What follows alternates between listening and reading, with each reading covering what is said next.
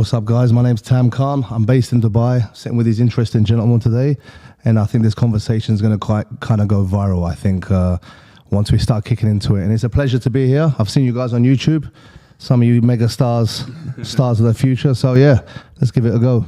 Happy to have you, man. Yes, sir. Jewel, aka the sartorial shooter, happy to be here, guys. Some of you I know well, some of you not so well, but in my town, we're going to have a lot of fun, and this is just the start of it. Good to be here. Cheers. It's good to finally be in Dubai. Been wanting to leave the West for a while, and it's nice to meet everybody here. It's the first time we're really meeting, and Fresh just got off the plane. We're still a little bit jet lagged, but excited to do this podcast, man. Let's go. Let's go. Good to be back in Dubai again with some old friends and some new ones. So looking forward to setting the record straight today, I think. Yeah, absolutely.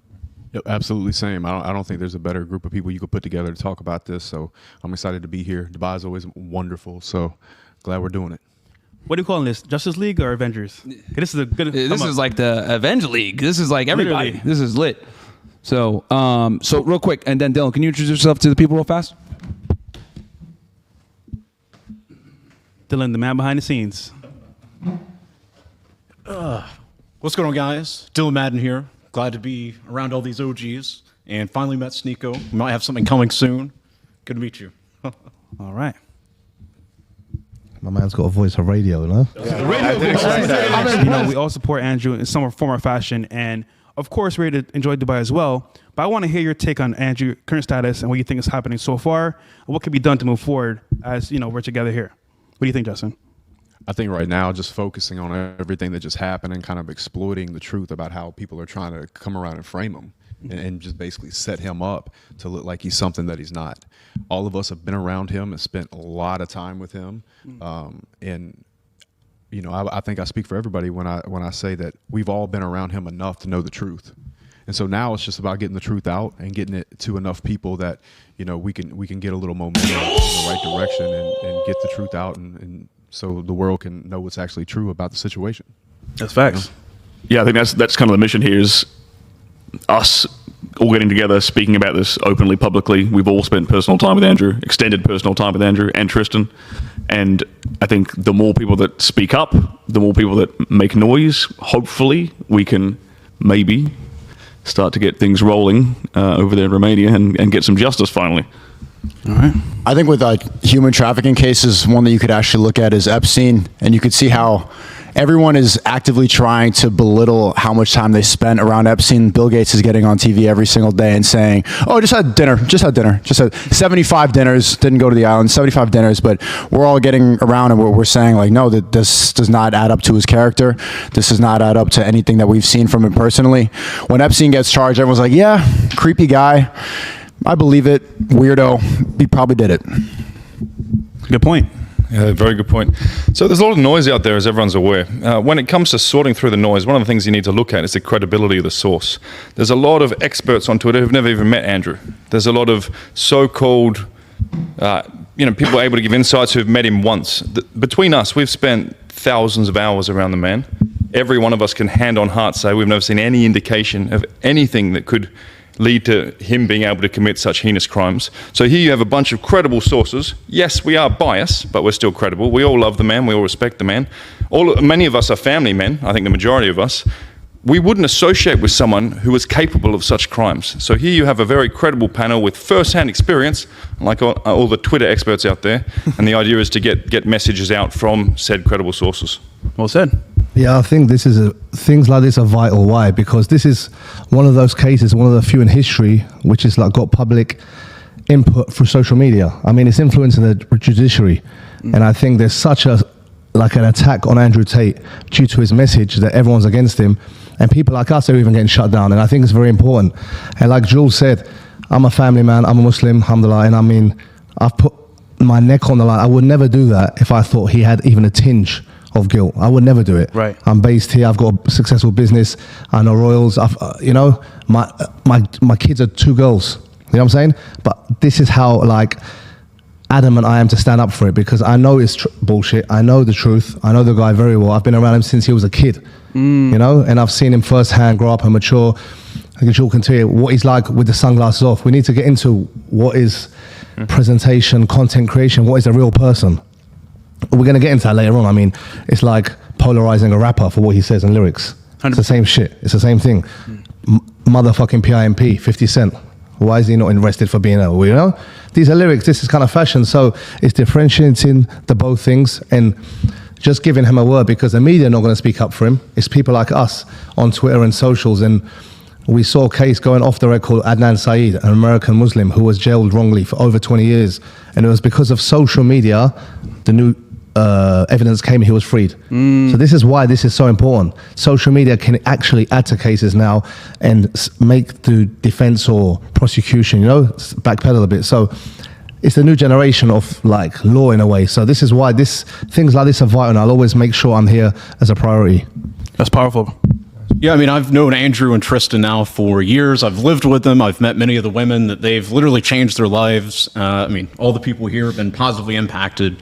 And then you've got this case that's obviously like fabricated. Any evidence that's came out is obviously fabricated. Now you've got the WhatsApp messages we were talking about, where the two victims literally were plotting to frame them. So, I mean, there's a lot of stuff we got to break into tonight, and I'm glad to be here. Been saying Dubai is the best city on the planet for some time. The rest of the world's starting to realize that. So, and this myth that, you can get in big trouble, you'd have to work really hard to get yourself in trouble in this city. You'd have to go out of your way to insult either a religion or a leader, or to do something very lewd and very inappropriate in public before you get yourself in trouble. Walking down the street in London with a nice watch on, trouble will find you.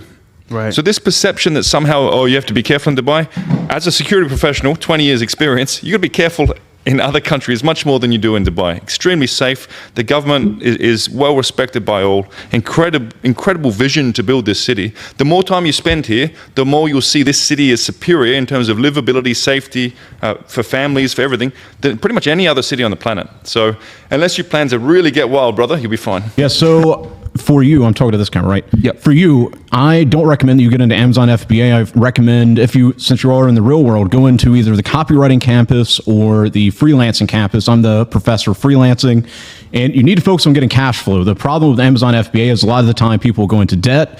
So what you need to focus on right now is just building up a skill that will generate cash flow. And as you start generating that cash flow, then you can put that cash flow into things like Amazon FBA or other e-com and essentially be able to amplify and multiply that money. So right now, like if you go to the freelancing campus, go through the freelancing course I've put together, the email copywriting course, or the flipping course. If you go through the flipping course, literally, bro, you can make $100 like that. You can make a $500 like that in a week.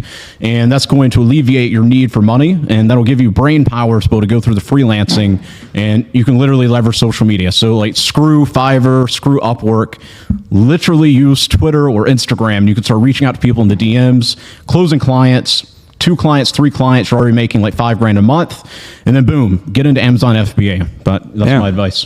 All right. So We got another here. question for you guys on the panel.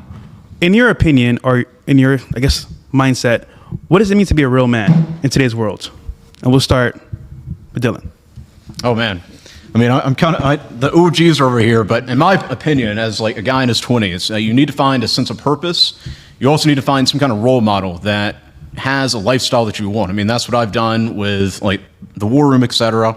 Justin Waller, Cooper, even you, Jules, Andrew, Tristan. Like, find people that have something like some qualities that you can emulate. Because for me, like 6-7 years ago, I had like 0 actual role models. And that was when I found Andrew and Tristan, and then I started piecing together the man I wanted to become. So you don't want to just copy somebody, because that's just lame.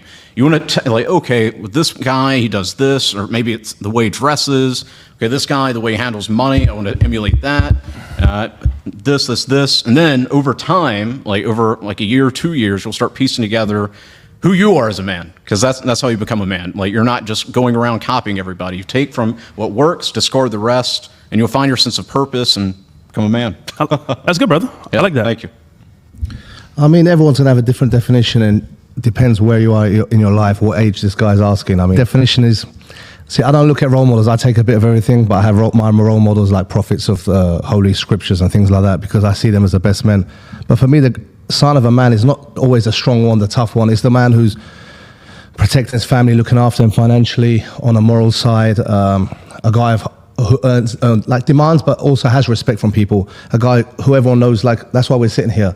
For example, Jewel or myself, people know they're guys of trustworthy or honest, Hence why we're all defending Andrew, because he's got that. Like, as a guy, we can say, I do not believe it because of his character. Right. So when you earn that character, you have to buy it, you have to sell it, you don't have to shout out, I'm this. People know they can trust that person. If I were to travel, or he were to travel, or some of you, and you had, for example, can my wife stay at your house with your family, the kind of person you can trust your wife and your kids are there and he's not going to, that's trust. That's a man, that's a sign of respect, looks after his mother, his kids, his neighbor, smiles at everyone, also a protector, but all these attributes are one. There is no definition of the ultimate man. People will say, oh, is it a Mike Tyson? Is it a Drake? No, it's a man who is just content, secure, but also he's a protector of all. And whether he's physically strong or not, it doesn't matter. But he's a guy who's respected by all, by his character, his trustworthiness, and things like that. That for me is the ultimate man. Integrity. Okay. Integrity, yeah. Hard act to follow there, mate. Like it. So for me, I'm going to go with something that Tate talks about often, which is the idea of self-accountability. And even if you take it a step further, I think there's masculine accountability. So get yourself a circle of brothers around you and take their feedback on and act on it. So hold yourself to account to their standards and their expectations of you. But also I think what I'm seeing more and more, and a long time in the Middle East has helped with that, those people who hold themselves to a higher account, in terms of their faith, and those people who think every one of my actions is going to be judged, every one of my decisions, there's a right and a wrong path. If you have some kind of accountability, not just self-accountability or accountability to your brotherhood, but accountability to some kind of higher, whatever faith you have, that to me is the mark of a real man. Someone who actually thinks every single moment that I spend on this earth, I'm accountable for, so I need to do the right thing. We all inherently know the right thing to do or not to do. So for me, again, and part of the reason why I converted to Islam, the men I respect the most on this planet are very strict Muslims, because every moment of every day they hold themselves to account to Allah subhanahu wa ta'ala. Still learning the lingo. Yeah, you got it right. Thank you, brother. Good. But to me, that's a real hallmark of a man. Every interaction with another human, every business decision, even how you discipline your day, you are accountable to a force higher than you. That to me makes a real man, a man I can respect. Life is a test, man. 100% every day. How you Every play your day. cards. It seems stupid no matter what answer I give to how to be a real man, like around this circle. If the cameras weren't on, I would be called a homosexual slur by other people in here. But I think like at this point, very true, bro. I'm going to defend him. He was boxing in the gym earlier. He can fight. He can throw hands. So I'm going to put some defense Yeah, I saw there. the video. And I only met him today. I don't lie, Okay. Well, I think at this point in my life, it's to take in the right information and try to do the right thing every single day. And also, I think following a faith that's believing in something that's bigger than you, and also doing the right thing. I come from the social media generation where people prioritize attention and clout over what's real and what's fake. And you see that right now. And this is why I'm defending Andrew and Tristan, because I know that they are innocent. And even in my personal life, a lot of people have been separating themselves from me and criticizing me, saying that this is the wrong thing to do, that you're putting your reputation on the line, that you shouldn't be defending these people. They're bad people. But I know them, and I know that the right thing to do is to defend them. So I think that that's a testament to being a real man, is to do the right thing, or at least try to every day. Wow. Well said. I really like that. A willingness to stand up for what you believe is right. I think it's very, very important for a man to do. I think drive and a vision is very important for men, especially if you're a family man. You're the leader of your family. You're the leader of a business. You're the leader of a team. You need to be the guy at the head of that, guiding people where you want them to go. Obviously, integrity, being a man of your word, standing by your word, standing by your brothers. I think that's very, very important. That's something I've personally taken a lot from Andrew and Tristan, and being around guys like these is having your brother's back, and not being the kind of guy who, when the heat's on, when the pressure's on, when something's on the line, you're cowering away and you're compromising your values, you're compromising your integrity, you're compromising your friendships, your brotherhood, to try and avoid some possible negative ramification. Having the balls to stay there and say, no, I believe in this and I'm going to defend it. I think that's a very honest sign of a real man. Stayed positive, stayed focused, knew his own value, and said, you know what? You want to cancel me in that realm? Fine. I'm going to go and dominate in another realm. That is real man status right there. So much respect to Carlos Ocelot. There you go. Justin? Yeah, so I'll just jump right on into that. So what I feel like that man has is peace in his own heart. I think a real man has peace in his own heart, because all of us know we have that voice in our head that tells us what we should be doing, when something's right, when something's wrong. And so when we all face challenges, and I know that I've faced some challenges over taking up for Tate, I know you guys certainly have, at least you have peace in your heart because you knew you did what you were supposed to do at the end of the day. One thing that in this horrible situation that I actually quite enjoy is how much closer our group has seemed to become over the fact that, you know, we have this common interest in this man that we deeply, deeply care about, and we're all willing to go out and fight and defend against it because we know in our heart that we're supposed to do it. So it made the group tighter, and then at the same time, it gives us that peace. And I think a real man has peace in his heart because he handles what he knows he's supposed to do. Yeah. Fellas, so a real man to me means someone that like knows who they are as a person, knows their values, and at least at the same time, they understand that, look, I may not always be right, but I'm gonna do what I believe. And at the same time, like, if you're a man of value, you have a network of friends around you that care about you, respect you, and you always want to do good whenever you can. Yeah. So, No, I mean, I think the big thing is sticking to your principles no matter what, right? I think everybody here on the couch has pretty much been through, whether it's people criticizing you or saying, "Oh, why are you, standing up for these guys," etc. And I think the biggest thing is staying steadfast in what you believe in, regardless of what people think. And honestly, a big part of it is telling people, "Fuck you, I don't care what you think." I think that's a big part of masculinity, being able to challenge other people's viewpoints if what you believe is right, especially if what you know is right, right? And in our case, we know it, right? But everyone on the internet, "Oh no, these guys are this, blah blah blah." And I say all the time, people will be there by your side when things are good, but where are they going to be when things aren't as good? You know what I mean? And that's when you really know you got your people by you. And that's when you need to be even more 10 toes down, is when everyone is challenging you, your principles, your friends, the people that you associate with. Because I look at it like, if you're going to attack Andrew, you're attacking us too. We all have very similar viewpoints. This could happen to any of us, honestly. Real talk. You know what I mean? We know now that it's bullshit with the WhatsApp stuff. So I look at it like, if you guys are going to attack him, you're attacking us, and this can happen to any man. And here's the other scary part too that I want everybody to know. If this happened to them and they have the ability and the resources to fight it, right, which they're going to come on the other side of this, okay, for the regular guy, they're fucked, dude. Like, this is bad. This is crazy. Where we live in a society now where it's like, believe all women. I think a big part of being a man is having your principles and standing on it regardless of what others think, and even people that you may be close to or friends with. They might say, "Oh, I don't agree with this." All right, well, it is what it is, and you got to stand on it. Tam,